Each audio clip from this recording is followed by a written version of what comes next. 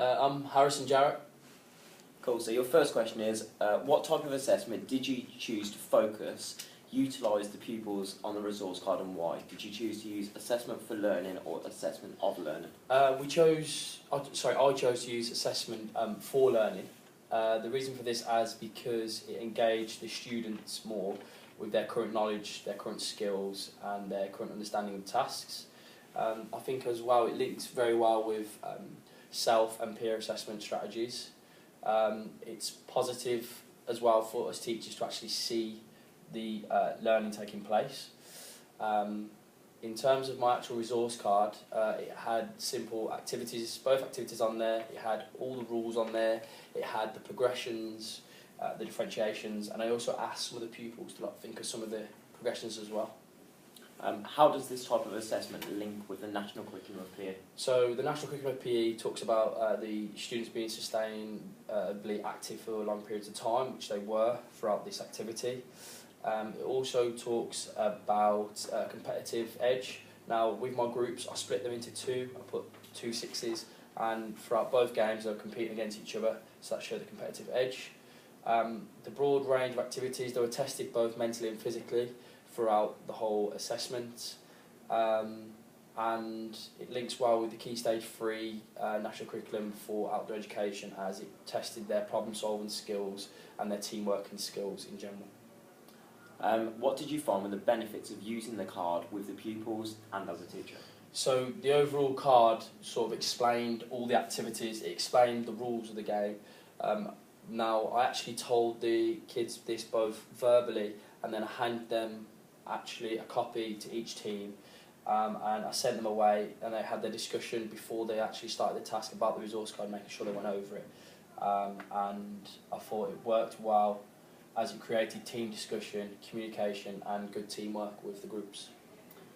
What did you find the challenges of using the card with the pupils and again as a teacher?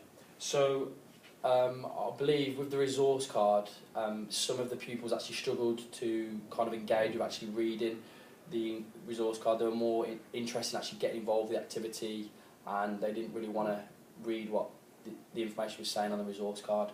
Some of the pupils might not have actually understood what the resource card was asking. I tried to make it as simplistic as possible. How did the resource card allow you to teach an inclusive lesson? So it's pretty straightforward really, because we had previously Rob sent us a kind of plan of what type of people to expect anyway, so I was kind of prepared in that aspect. Also the resource card actually allowed me to teach an inclusive lesson, as it had a variety of progressions and differentiations attached to it, and I also gave the chance for the pupils themselves to give their own different progressions as opposed to the ones actually put on the resource card, and we just discussed about this during and after the activities as well.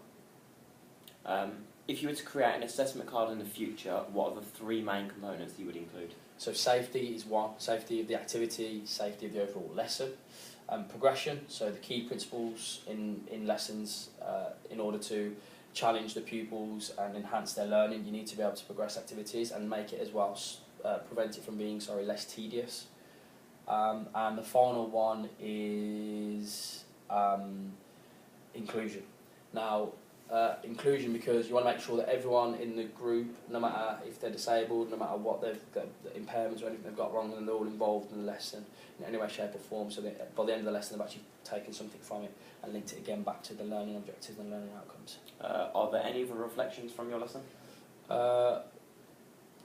Maybe one was, I'd like to maybe add an evaluation sheet at the end of the lesson, so that instead of having a final plenary, you can have a plenary involved as well as getting feedback from the group written down maybe, so it'll see how they, if and how they learnt as much as they did, linking again back with their learning outcomes and learning objectives. Thank you.